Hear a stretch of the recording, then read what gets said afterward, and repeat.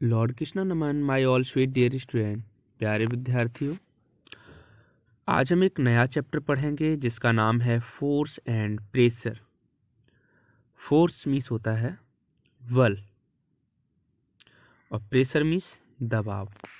ठीक है, चैप्टर में हम समझेंगे understanding force, type of force and its effect, studying pressure and its application in every life, analysis atmospheric pressure, इन सब की बात करेंगे। In our earlier classes, we have about movement. We have learned to measure how fast or how slow our object is moving. Speed indicate how fast an object moves and cover a certain distance. A moving object may change the direction that is moving. A moving object also slow down and stop. What is it that makes an object move, change direction or stop? It is just a push or pull.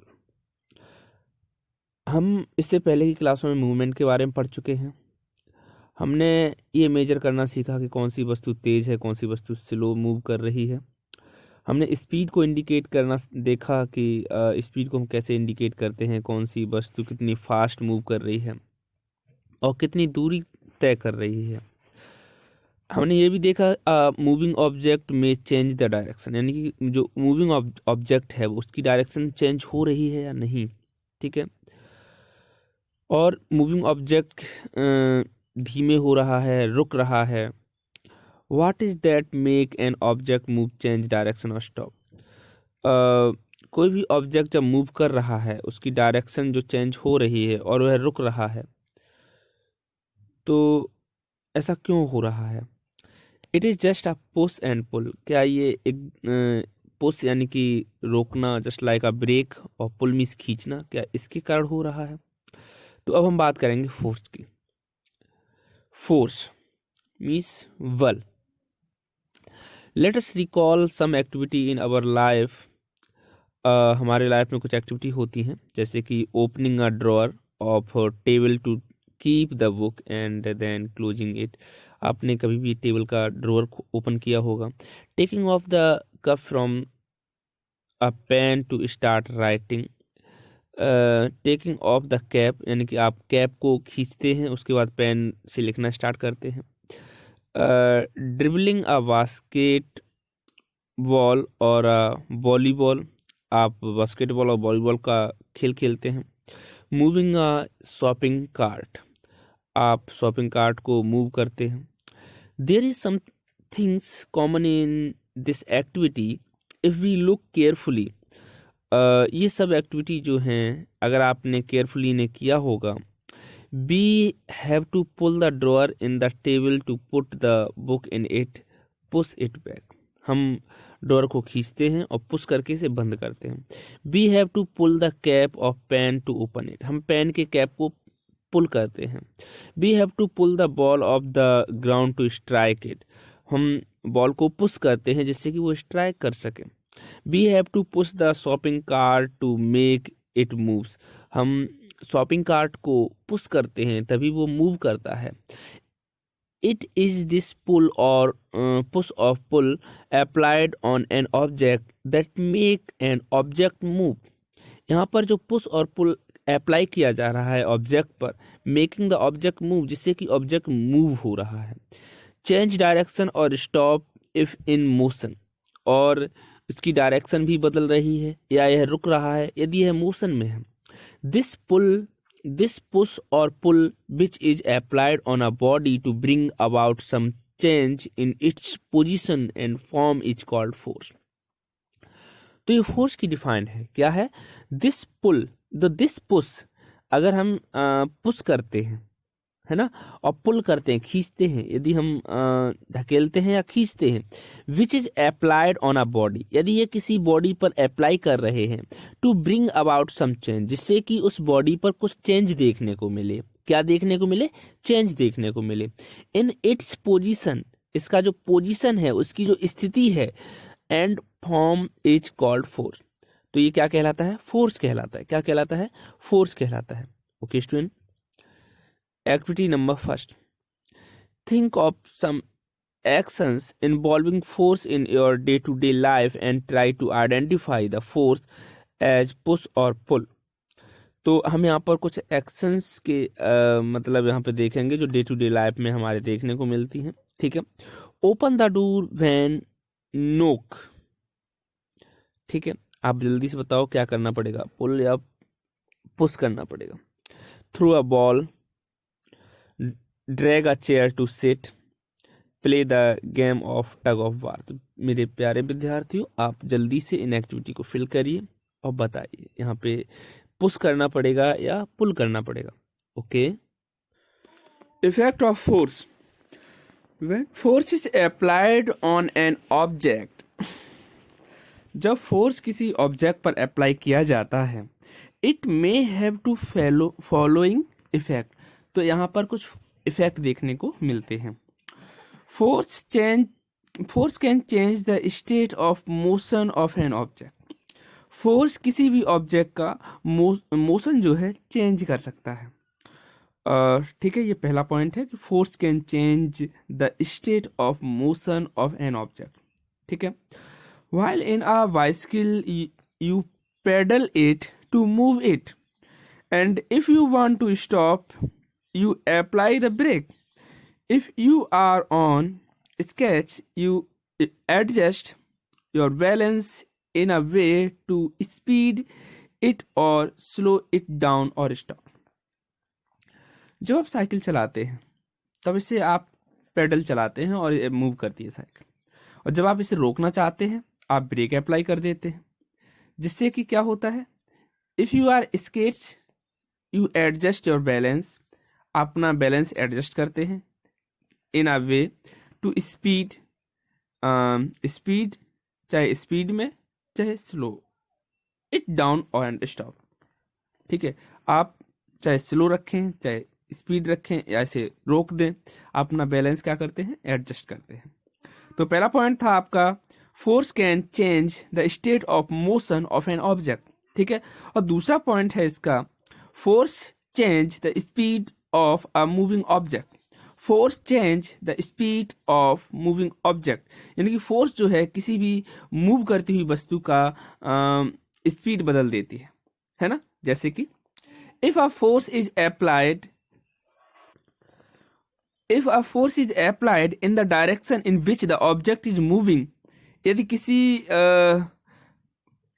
Force apply किया गया है in the direction in which the object is moving, किसी direction में यदि कोई object move कर रहा है, the object will move faster, object बहुत तेजी से मूव कर रहा है।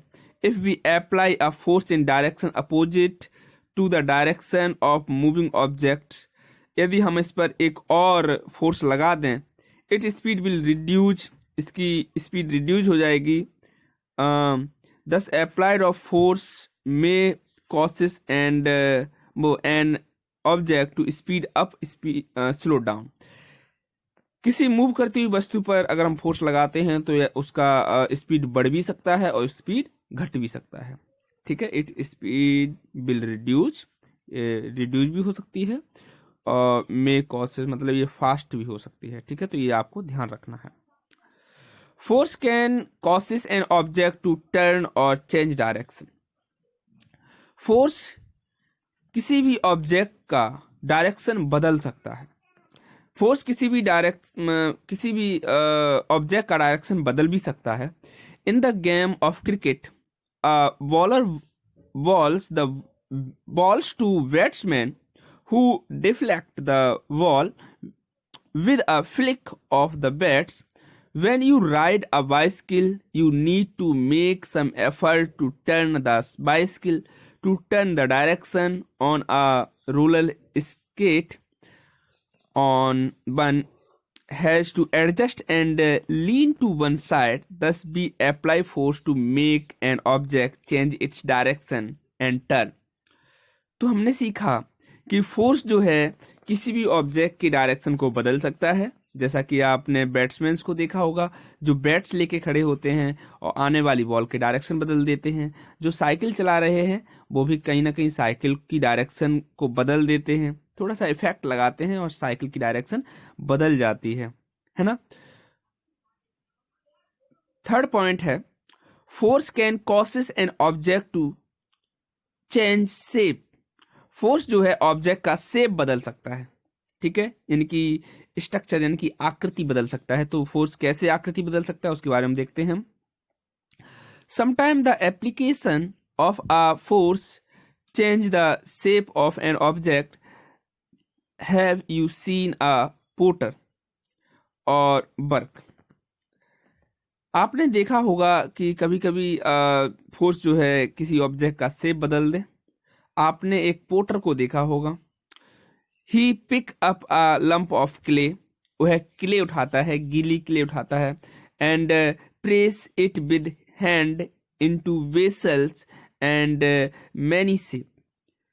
वह गीली क्ले को उठाकर उस पर हल्का सा उंगलियों से दबाव डालता है, हाथ की उंगलियों से दबाव डालता है, और वह बेसल्स जो है शेप लेना स्टार्ट कर देती है। यहाँ पे आप देख सकते हैं force can change the shape of an object. तो यहाँ पर कितना सुंदर एक स्ट्रक्चर तैयार किया है पोर्टर ने, ठीक है। Similarly if you sit on an inflated football, यदि आप किसी फुटबॉल पर बैठ जाते हैं, you will see that it has compressed and डीफॉर्म्ड under your weight. तो वह कंप्रेस्ड हो जाता है और दोबारा से अपना स्ट्रक्चर फॉर्म करता है अकॉर्डिंग टू योर वेट, आपके वजन के हिसाब से। So applying force can also change the shape of an object. इसलिए आपने जो फोर्स अप्लाई किया है कहीं ना कहीं वह ऑब्जेक्ट का शेप चेंज कर रहा है। ओके स्टूडेंट, अब हम बात करते हैं magnitude and direction of a force. Magnitude and direction of a force, परिमाण और बल की दिशा। मैग्नीट्यूड मीन्स होता है परिमाण, डायरेक्शन ऑफ फोर्स मीन्स होता है बल की दिशा। A force has both magnitude and direction, therefore force is a vector quantity. Force कैसी क्वांटिटी है? वेक्टर क्वांटिटी है। Its unit are newton. Force की यूनिट है वो न्यूटन है। Force can causes motion, force motion को कॉज कर सकता है। Alternatively force can act to keep an object at rest. Further information on type of force can be found in leaflet, है ना। तो हमने टाइप ऑफ फोर्स यहाँ पे देखने हैं। Sometimes a batsman is able to hit a ball hard scoring a six. आपने देखा होगा कि कभी कभी बैट्समैन तेजी के साथ स्कोर करता है, वह बैट को तेजी से घुमाता है तो एक सिक्स लगता है। सिक्स तो आप जानते होंगे, है ना, सिक्स लग गया बोलते हैं, है ना। आपने मैच देखा होगा, सिक्स हो गया, है ना। एट अदर टाइम, दूसरे टाइम में क्या होता है, the strength of hit shoot may not be enough and easily fielded. और अगली बार बैट्समैन इतनी तेजी से शॉट नहीं मारते हैं तो कहीं ना कहीं बॉल फील्ड हो जाती है, बॉल पकड़ ली जाती है। In the formal case the magnitude of force, यानी कि बल का जो परिमाण है, इज लार्जर, ज्यादा होगा, while that in the latter case it is smaller. The strength of a force, यहाँ पर डेफिनेशन आप अच्छे से देख लीजिए। The strength of a force is expressed by its magnitude, यानी कि फोर्स की जो स्ट्रेंथ है, जो कैपेसिटी है, जो ताकत है, वो मैग्नीट्यूड डिसाइड करेगा। The SI unit of force is Newton, यानी कि एसआई यूनिट जो है फोर्स का वो न्यूटन होगा। और ये किसने दिया था? सर आइजैक न्यूटन ने दिया था, आइजैक न्यूटन ने। Okay, we need to specify the direction of force along with its magnitude. The effect of force will change with the change in its magnitude or direction. Effect means प्रभाव, यानी कि जो बल का प्रभाव है will change, ये change कर देगा with the change its magnitude, यानी अगर आप इसका मैग्नीट्यूड बदलते हैं तो इसका प्रभाव भी बदल जाएगा और इसकी डायरेक्शन भी बदल जाएगी। The size of a force can be measured by using a device called force meter, newton meter. Force meter को हम किससे नापते हैं? न्यूटन मीटर से नापते हैं। प्यारे विद्यार्थियों, अब हम बात करेंगे वैलेंस फोर्स के बारे में। Even when things stay still, force are acting on them. When you stand on the floor, gravity pull you down. You will learn about gravity later in this chapter. If the floor did not push you back, you would start to move since the force are equal and balanced. तो यहाँ पर हम बात करने वाले हैं balance की। आपने रस्साकसी का खेल देखा होगा, कभी कभी आपने देखा होगा कि रस्सी में जब पकड़ते हैं लोग तो चार विद्यार्थी एक तरफ, चार विद्यार्थी एक तरफ, दोनों ही कभी कभी जो आपकी रस्सी एकदम बैलेंस में आ जाती है ना, इधर खींच पाते हैं ना उधर खींच पाते हैं। आप भी खड़े हैं तो कहीं ना कहीं आप जिस फ्लोर पे खड़े हैं वहां पर अगर बहुत ज़्यादा स्मूथनेस नहीं है तो आप फिसलते नहीं है, वहां आप बैलेंस हो जाते हैं, है ना। Have you played the game of tug of war? Here two team pull each other और pull at rope in opposite direction. तो यही मैंने बात बताई आपको कि रस्सी के अपोजिट में भी उतने ही होते हैं। Sometime the rope simply does not move. कभी कभी जो रस्सी है वो आसानी से मूव नहीं करती। This happen when the force applied by two teams is equal. जब दोनों टीम के द्वारा इक्वल फोर्स लगाया जाता है अपोजिट डायरेक्शन में, द फोर्स इज बैलेंस। तो आपका फोर्स कैसा हो जाता है? बैलेंस हो जाता है। When things are not moving, the force acting on them are balanced.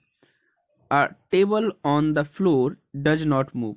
आप एक टेबल पर भी जब दोनों तरफ से फोर्स लगाते हैं तो वह भी कैसा हो जाता है? स्टेबल हो जाता है एकदम से। Gravity pull the table down and the table is pushed up by the floor. Thus, force that are equal in magnitude but opposite in direction are balanced force. यदि उसका परिमाण जो है इक्वल हो जाए, बराबर हो जाए, और बट अपोजिट इन डायरेक्शन, लेकिन अपोजिट डायरेक्शन में हो जाए, तो इसे हम बैलेंस फोर्स कहते हैं। आपको यही तैयार करना है, ठीक है। क्या तैयार करना है आपको? Force that are equal in magnitude but opposite in direction. Force that are equal in magnitude, force that are equal, जो कि फोर्स इक्वल है इन मैग्नीट्यूड, परिमाण में जो इक्वल है, बट अपोजिट इन डायरेक्शन, तो दोनों डायरेक्शन में अपोजिट है, देन वो कैसा हो जाएगा? बैलेंस फोर्स हो जाएगा। When an object is not moving, the force acting on it are balance.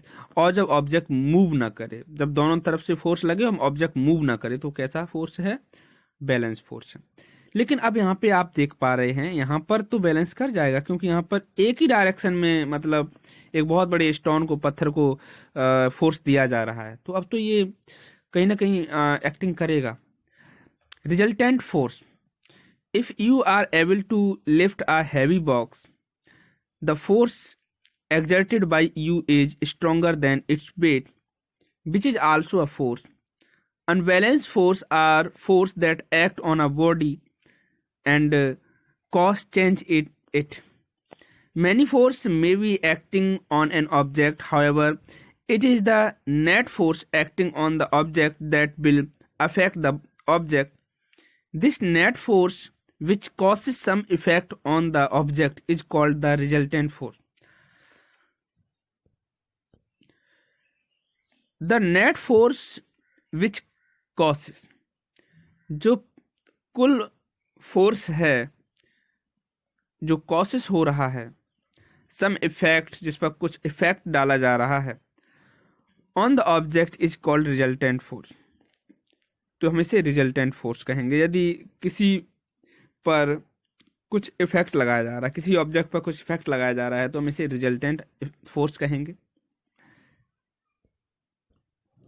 Resultant force का मतलब होता है परिणामिक शक्ति, ठीक है। आपने जो कार देखी है ना, उस पर भी रिजल्टेंट फोर्स ही लगता है। If you are able to lift a heavy box, यदि आप किसी हैवी बॉक्स को उठा सकते हैं, the force exert by you is strong then its weight. तो आपके द्वारा जो फोर्स लगाया जा रहा है वो कहीं ना कहीं उसके वजन से ज़्यादा स्ट्रॉन्ग है। Which is also a force, जो भी एक फोर्स है। Unbalance force are force that act on a body and causes change in it. जो अनबैलेंस फोर्स है वो किसी ना किसी बॉडी पर कॉज करेगा, इसे चेंज करेगा। Many force may be acting on an object, बहुत सारे फोर्स किसी ऑब्जेक्ट पर लगाए जाते हैं। However it is the net force acting on the object that will affected the body. तो जब उस पर नेट फोर्स लगता है तब भी कहीं ना कहीं जो ऑब्जेक्ट है वो अफेक्टेड हो जाता है। और ये जो नेट, अब नेट किसी एक का तो होगा नहीं, बहुत सारे फोर्स। यहाँ पे देखो F1 F2 F3 F4, ये बहुत सारे फोर्स लगा दिए हैं। तो this net force which causes some effect, ये सारे के सारे फोर्स क्या करते हैं, कुछ इफेक्ट क्रिएट करते हैं, प्रभाव क्रिएट करते हैं ऑन द ऑब्जेक्ट, किसी भी ऑब्जेक्ट पर, इज कॉल्ड रिजल्टेंट फोर्स। तो इसे परिमाणिक बल कहते हैं, रिजल्टेंट फोर्स कहते हैं इसे। इफ टू और more force act in the same direction, यदि दो से ज़्यादा फोर्स जो हैं किसी डायरेक्शन में एक दूसरे पर लगाए जाते हैं, hence the resultant force is the sum of all the force that help the object gain speed and move faster।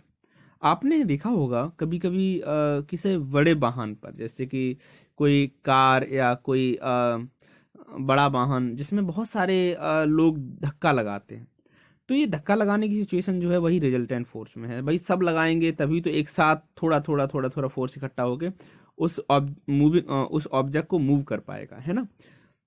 If a boulder is pushed by more than one person, it is easier to move, here force applied by all add up and the rock moves।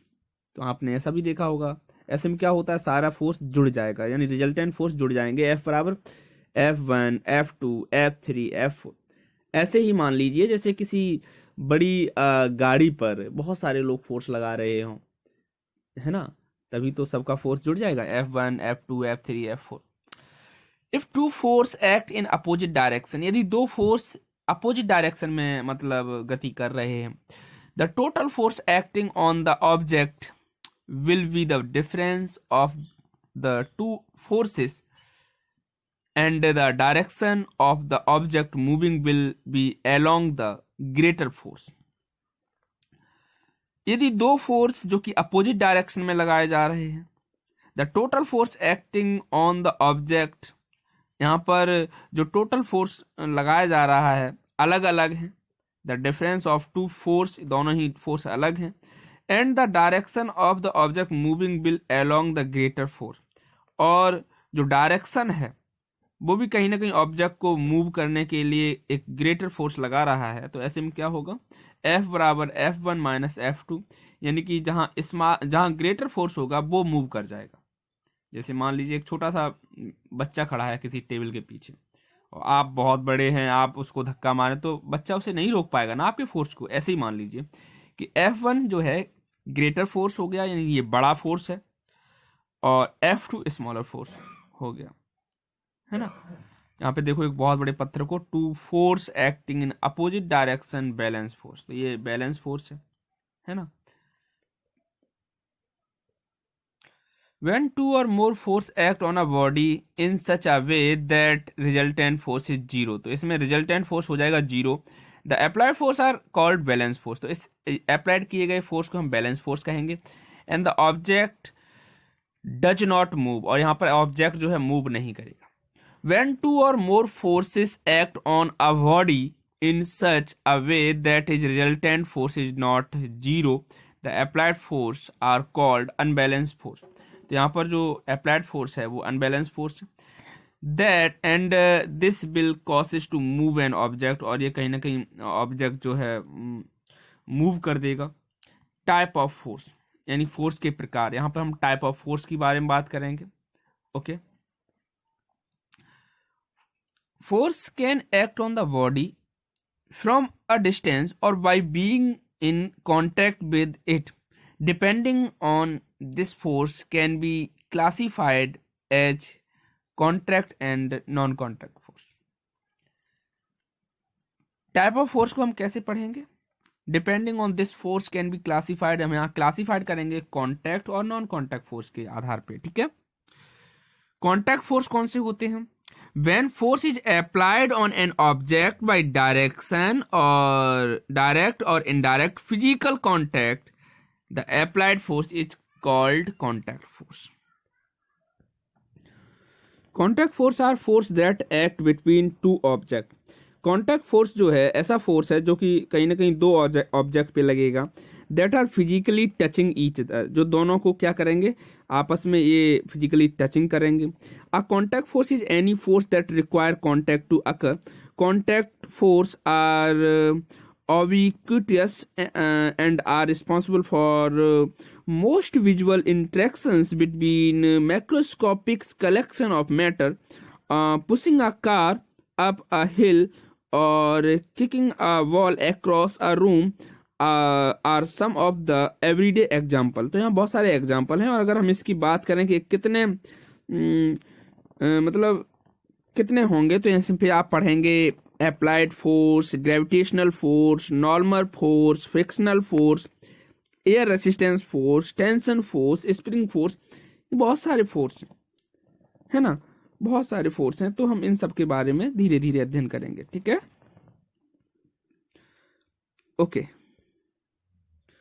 When force is applied on an object by direct or indirect physical contact, जब तक force direct और indirect physical contact से लगाया जाता है किसी भी object पर, the applied force is called contact force. तो इस जो फोर्स अप्लाई किया जाता है इसे हम कॉन्टैक्ट फोर्स कहते हैं।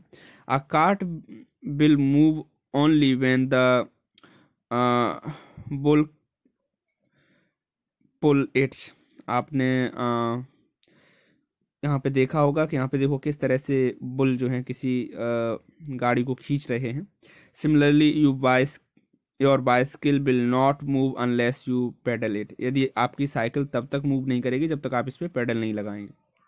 Your hand and feet must come in contact with the bicycle to make it move. आप हाथों से और पैरों से कॉन्टैक्ट करके और जब आप उस पर फोर्स लगाएंगे तभी आपकी साइकिल क्या करेगी, मूव करेगी।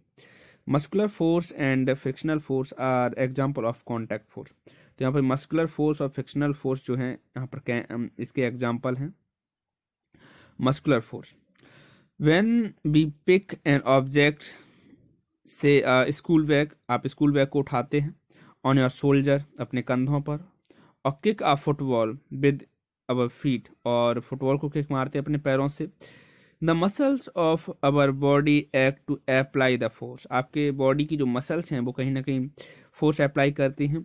The force causes due to action of muscles in our body is known as muscular force. आपकी मसल्स के द्वारा जो फोर्स लगाया जाता है उसे हम मस्कुलर फोर्स कहते हैं। Donkey cart, bull cart are run by the muscles force of the domestic animals. जो घरेलू जानवर हैं जैसे कि डंकी और बुल, ये दोनों ही अपना मस्कुलर फोर्स लगाते हैं। Again muscles force that enable us to perform all activity involving physical labour like lifting weight and plugging land. आपने देखा होगा फिजिकल लेबर जो होते हैं, जो वजन उठाते हैं, वो भी कहीं ना कहीं मस्कुलर फोर्स ही अप्लाइड करते हैं। और जुताई करते समय भी, ज़मीन की जुताई करते समय भी जो है मस्कुलर फोर्स का ही यूज किया जाता है। Can you think of some more actions that involve muscular force. यदि आपको कुछ पता है कोई ऐसे फोर्स जो मसल्स से होते हों तो प्लीज़ आप हमें लिख कर भेजिए, बताइए, ठीक है। फ्रिक्शनल फोर्स जो घर्षण से प्राप्त होते हैं, फ्रिक्शन मीन्स होता है घर्षण। When you roll a ball on a ground, you will see that travel for some direction and then stop. कोई भी एक बॉल जो कि मूवमेंट में है, गति में है, धीरे धीरे कुछ समय के बाद, कुछ दूरी के बाद वह रुक जाती है। What make it stop? कौन इसे रोक रहा है? फ्रिक्शन। कौन रोक रहा है इसे? Friction. It is the force of friction between the wall and the ground. यहाँ पर फोर्स लग रहा है वॉल और ग्राउंड के बीच में। When two objects are in contact with each other, जब दो ऑब्जेक्ट एक दूसरे के संपर्क में आते हैं, frictional force comes into existence, तो उन दोनों के बीच में फ्रिक्शन फोर्स लगता है। It is the force resistance, the motion of the object. The force of friction is always acting in opposite to the direction of motion. This makes a moving ball stop after rolling off some time. If you roll the same ball in a room on a smooth surface, it travels more distance. Similarly, when you stop pedaling a bicycle, it gradually slow down on stop. जब आप cycle का pedal मारना बंद कर देंगे तो कहीं ना कहीं जो जमीन का फ्रिक्शन है वो साइकिल को रोक देगा. On a smooth road it will go a longer distance. अगर रोड बहुत ज़्यादा चिकनी हो तो आपकी जो साइकिल है वो बहुत दूरी तक चली जाएगी. This is because on a smooth surface the friction force is less. और इससे पता चलता है कि इसका मतलब ये होता है कि जहाँ पर स्मूथ है, चिकनी रोड है, वो फ्रिक्शन कम अप्लाई करेगी, जबकि जो खुरदरी रोड है वो बहुत ज़्यादा फ्रिक्शन अप्लाई कर देंगी, है ना. तभी तो रोड को खुरदरा बनाया जाता है, जिससे कि कहीं ऐसा ना हो कार या कोई भी गाड़ियाँ फिसलने लगें. अब आपने देखा होगा बर्फ़ पे बहुत ज़्यादा फिसलती हैं क्योंकि वहाँ फ्रिक्शन कम हो जाता है. You will read in detail about friction force in next chapter. आप अगले चैप्टर में फ्रिक्शन फोर्स के बारे में बहुत अच्छा पढ़ेंगे क्योंकि चैप्टर ही फ्रिक्शन है ना.